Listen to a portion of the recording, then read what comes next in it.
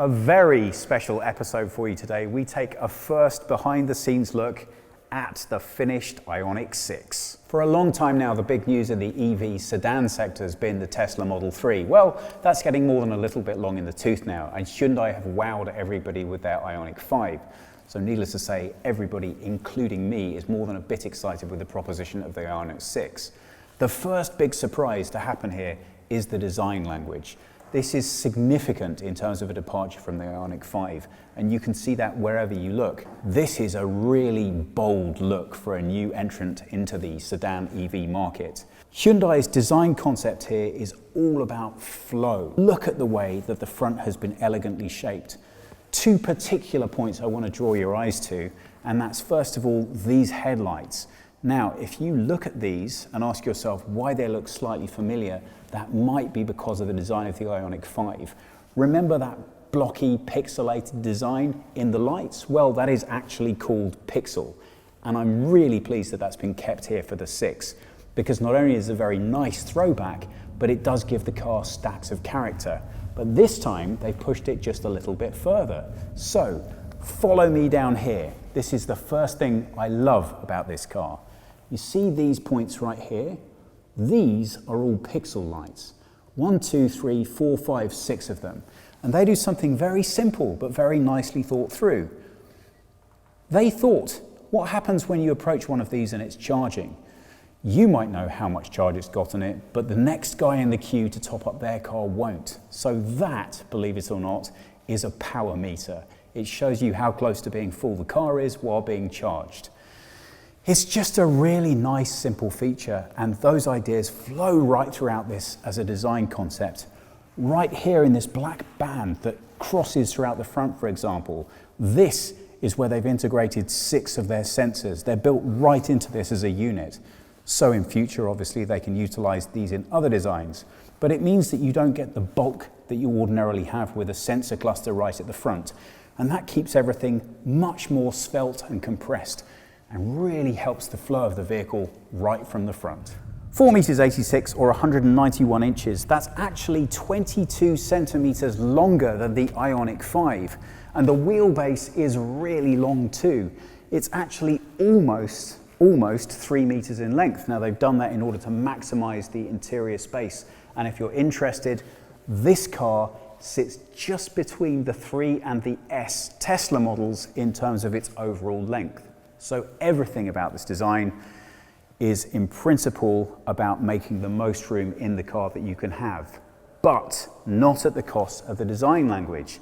Now this really is the space where you can see that concept prophecy design in the flow here. The wheels, which of course are specific to the car, are an interesting fact. Now this unique design is a 20-inch wheel, but you can either get these wheels as 20 or 18. No 19s for now. This car has a CD rating or aerodynamic performance of 0.21.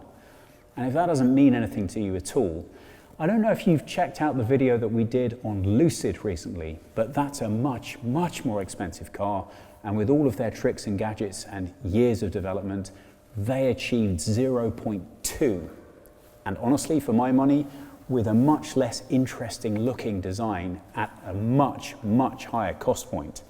So that's a really impressive performance. And they've done it by integrating all kinds of interesting features like this air management system right behind the front bumper. Everywhere you look on this car are details that either add to the styling or add to that aerodynamic performance. So, speaking of Lucid, have a look here. Well, it's not my cup of tea, but it is, as with many other features, also an option that you can get on an Ioniq 5. So you don't have to have your car with digital rear view mirrors, and it's interesting to note that when Lucid thought about adding them, they said they just don't add enough to performance yet to justify putting them there. So again, not really my cup of tea, but I suppose this is what we're going to get in the future, so it's still interesting to see the way this integrates into the design. Coming back through the flow of this vehicle, you really do almost get a sense of the wind sweeping right the way through it. It really works for me as a piece of design. I think they've been bold enough to make it have a really strong visual presence on the road, but they haven't taken too many risks to alienate any of their regular fans. What do you think? I'm picking up all kinds of interesting cues from the rear of this. I see a little bit of Porsche, a little bit of French design, dare I say even Citroën. Are you guys screaming and throwing things at me in the monitor yet? Okay, so maybe that's just me. But I always think a truly original design is one that you can't quite nail down, and that's exactly how I feel about this. Not least because although these various elements combining could be described as only really mainly being focused on aerodynamic performance, they are almost completely original. We have seen this pixel design 4 on the Ioniq 5, but here it's very differently executed. You can see that it's stepped in its presentation and really adds something special and unique. I really love the way that we have this visual light presence in the top spoiler as well as across the back and through into these rear lights. These various different light levels just adds the feeling of dynamicism to the car and really makes you think that is genuinely different. So as your eye cascades down this curve, it almost runs water-like off the back of this design and just makes you think, gosh, that's not something everyday and normal. And at this price point, we don't have the final numbers for the car yet, but it is going to be reasonably priced and interestingly cheaper than the Ioniq 5.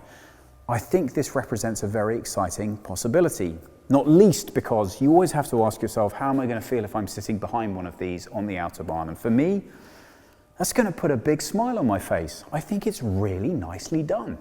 Well, we don't have a car key here to show you today, but what we do have are these new door handles. Now, I think they're going to take a little bit of getting used to. Doesn't feel quite as solid as I might like for something that looks so impressive from a design point of view, but don't forget this is a pre-production vehicle. That's very important. So the noises it makes when you slam the door isn't quite finished. That's unique though, or to me it is. One thing I'm very grateful that didn't carry over from the Prophecy was the suicide doors on those cars. I just am not convinced about that. It works great as a concept, but in terms of a family sedan, I just think you want a regular door, so I'm more than happy to see that that's what they've integrated here. Look at this. They asked themselves, would it be better if we moved the window controls into the center console to keep this design clean and free, which means you have a really nice tactile experience of this door and no clutter on it at all. So that works out really well. You can see right from the get-go that the materials are all, if a little bit predictable, very nicely finished. The visual aesthetic of this car is excellent. Now, once you sit in this car, the first two things that occur to you are obviously the seating position and the styling, and also clearly the seats. Now, I do think we have to talk about this. These seats are leather. Now, if you speak to Hyundai about why they're leather, they'll tell you, but it's not just any leather, it's a special leather. It's been treated and massaged and prepared in such a way that it has little to no environmental impact. But guys, Tesla, Polestar, Volvo, for goodness sake, even Mustang now are doing full vegan electric vehicles. I think really it's time to get with the times. It doesn't matter how sustainable you say leather is, it's still not sustainable. And yeah, I get the point. But other people are making leather in a fake way using cactuses and who knows what else. So it is achievable. I'd like to see that on this car. I'm sure it's coming. There are lots of features in here that are made from recycled plastic, including fishing nets and PET and. How are they for comfort? Well, they're not bad, but I would say I think I'd like a little bit more holding in the sides. Electric cars tend to benefit from pretty significant propulsion, and that means it's important to be well held in a seat. These feel comfortable and firm and solid, but they don't give you quite as much support as I think I might like. Driving position in the vehicle is very nice, and these two 12-inch screens that are integrated in the display are nicely placed for height and content. Now, this is pre-production, which means the only thing we have here to show you are a couple of labels, but it's worth noting that the Ioniq 5 has 12.3-inch screens, two of them, so this, I'm assuming, is probably taking the tech from that car and adapting it for use in here. You may also be able to pick up that this is what they're imagining the digital presentation of those rearview mirrors is going to look like when it's properly integrated into screens in the car. For me and my taste, I'm still going to go with the manual, but it's nice to get a quick glimpse at what the future could look like. Now, in my head, I like to think that once a year there's a meeting when all the designers of all the car companies get together, kind of like a secret cabal type thing on a desert island somewhere, and they meet and they talk about what their new marketing terms are going to be this year. So I thought Audi had cracked it with their #1 description of the urban sphere space for the interior. But no, Hyundai have gone one up on them. This is a mindful cocoon. I kid you not. Now, if that sounds a little bit dramatic and overblown, I'm being gently silly. I really like it when they push ideas as far as possible. According to Hyundai, the concept here is that it should feel like sitting in your front room. Well, maybe not quite like sitting in my front room, but it does feel like a welcoming and inviting space, and I can imagine enjoying spending time in here. And they have put in a couple of very useful, nice features. First of those, I'm very interested to know what you think about, are these lights here. They said it's typical and normal for a manufacturer to put a logo across the front of their steering wheel here. And why would they do that? That doesn't benefit the customer. So what happens if they take the logo out? What can they actively use this space for? And Hyundai figured the best use of this space is this. Now again, this is a design touch I really like. When you open the door on this car, this light comes on immediately, and this tells you what the charge state of the battery is. Now I know, I get it, there are 100 other ways of finding out this piece of information, but the reason I really like this is if you live with somebody or you're not the only person using your vehicle, you know where I'm going to. If I can come out to my car, open the door, and instantly I can immediately know how much juice I've got and what my range is just by glancing at the steering wheel, that's a really nice touch. But they're not done with that. This does double duty as also operating as a virtual assistant indicator. So you know you've got a smart speaker at home and you push the button saying you want to speak to Alexa or Google or Siri, and you get a little indicator that it's listening to you. Well, that's the effect that they're going for here. So if you tell the car you want to speak to it, this is how you'll know it's listening to you. I think that's a really great feature, and I'm very excited to see how it actually works once the car's up and running. So that's the first thing about how they've integrated more of a human interaction into this space. This is a very big #2. They claim that this is the only fully flat central partition in any car. And what's behind this concept is the idea that as technology develops and we spend more and more time in our cars, but for different purposes, including more leisure time because autonomous driving should be becoming more and more real, this is somewhere that you can rest a laptop. Now that's actually a pretty great idea, but I wasn't just going to be told that it was possible. I wanted to see practically how it works. So here's my laptop, and there we go. Oh, how embarrassing. I always do like to have a bit of special wallpaper just so I know I'm at home. But as you can see, I do actually have a pretty effective workstation here. My only question would be, is this going to be too tempting for people while they're out and driving to look up work when they really shouldn't be doing it? So I think they're going to have to be very careful with the marketing of this just to make sure people are very clear about what it can be used for or not. But that aside, great! That is incredibly useful, and given the amount of hours I spend sitting outside places waiting for one or various of my children, I would make very good use of this. I'm a little bit surprised to see that here we still have USB-A connectivity and no USB-C port in immediate evidence, but we do have an inductive charging pad, 2 cup holders, and remember earlier when I mentioned those window controls? Well, this is where they've gone to. And if you want to keep all of this section clutter-free and clear, don't worry, there is a massive storage bin underneath. Oh, happy days. Thank you very much, Hyundai. We still have lots of lovely tactile buttons here. So even though the heating and cooling is still digital up and down, because of the lack of clutter and the cleanness of this, I really do think this is going to be pretty simple and straightforward to navigate to. And look, it's actual buttons that you can still push.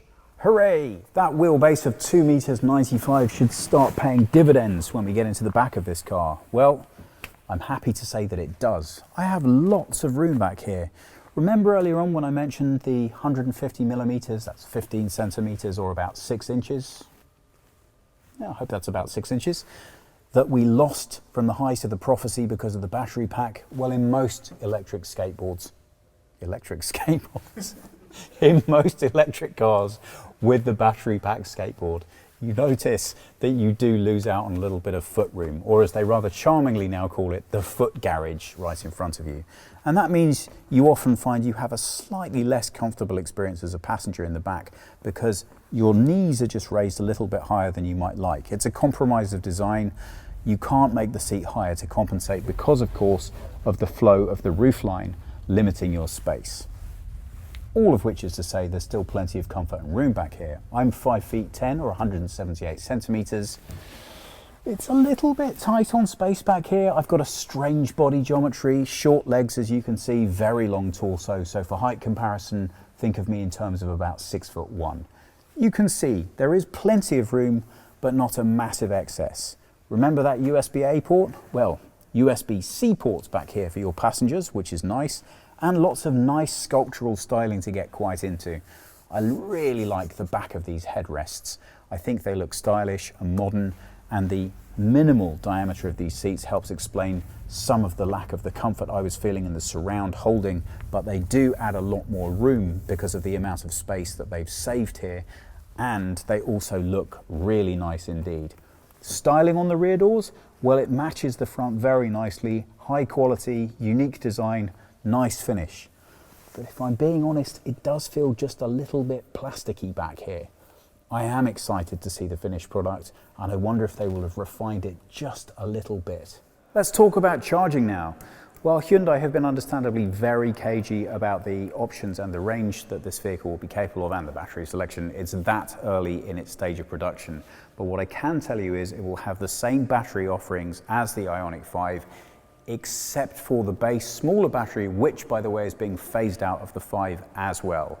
So what they will tell me is that this will have a range for its largest battery of around about 300 plus miles, which is going to be around about 50 miles better than the 5. So that's pretty significant because of the same batteries, the same 800 volt architecture.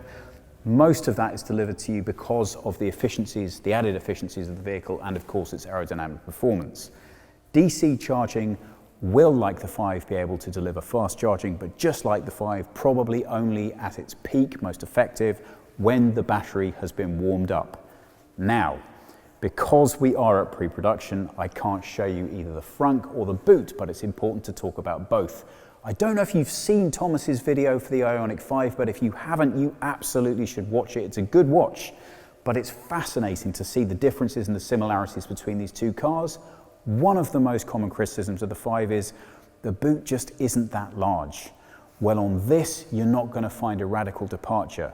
Big enough to fit 2 golf bags. That was the design brief, and that apparently is what they've achieved.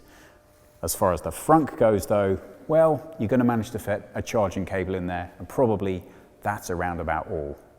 So, is it credible? Is it good? Should you buy one? Well, I think as far as a pure design goes, it's really exciting, and I for one can't wait to try it.